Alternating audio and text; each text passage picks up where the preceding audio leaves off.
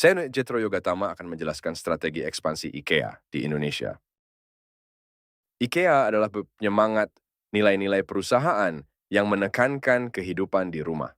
Setiap produk yang diciptakan berakar pada gagasan membuat rumah menjadi tempat yang lebih baik.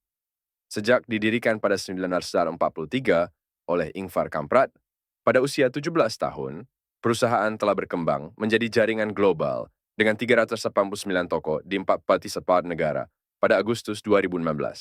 Awalnya, IKEA menjual berbagai barang sebelum memasuki pasar perabotan pada 1947 dan mulai merancang sendiri pada 1955. Penjualan awalnya dilakukan melalui pos, namun toko pertama dibuka di Elmhult pada 1963, menjadikannya model untuk toko-toko berikutnya.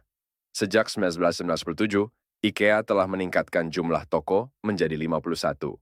Konsepnya adalah menyediakan perabotan rumah yang terjangkau untuk semua orang, dengan menggabungkan fungsi, kualitas, desain, dan nilai.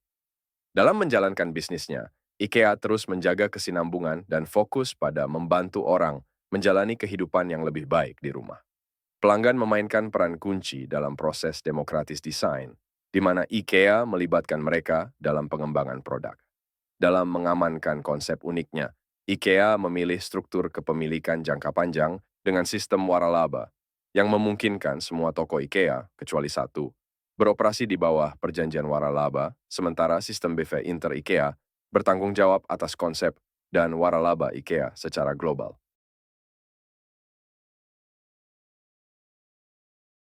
1.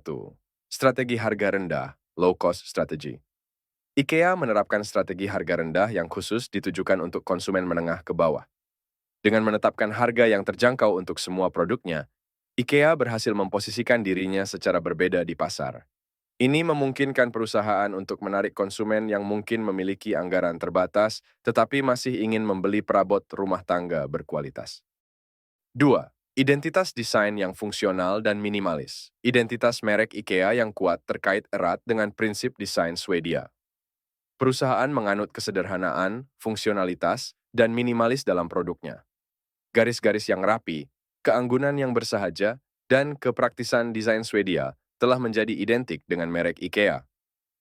Filosofi desain ini tidak hanya meningkatkan daya tarik estetika produk IKEA, tetapi juga menciptakan rasa percaya dan dapat diandalkan di kalangan konsumen. Nomor 3. Layout bangunan. Toko-toko IKEA dibangun dengan sangat luas, kemudian dicat dengan warna biru aksen kuning. Warna tersebut merupakan warna nasional Swedia. Dan sedikit sekali menggunakan kaca. Bangunan tersebut berbentuk labirin dan dirancang sedemikian rupa sehingga konsumen dapat berkeliling searah jarum jam. Layout seperti ini dibuat supaya konsumen dapat menjelajah ke seluruh bagian yang ada di dalam toko. Pola sepertinya yang membuat IKEA beda dengan toko lainnya. Bagian pertama dari toko biasanya berisi ruang pajang meubel dan beberapa produk pilihan. 4. Integrasi komunikasi pemasaran, Integrated Marketing Communication, IMC. IKEA menggunakan IMC untuk membangun hubungan jangka panjang dengan pelanggan. Mereka memanfaatkan berbagai saluran komunikasi, termasuk media sosial, untuk meningkatkan kesadaran merek dan mempromosikan produk-produk mereka. Kesimpulannya, IKEA telah mencapai kesuksesan signifikan di industri furnitur, terutama di Indonesia, melalui kombinasi faktor mendukung. Respons terhadap pandemi dan digitalisasi dengan strategi baru, termasuk katalog virtual dan layanan online.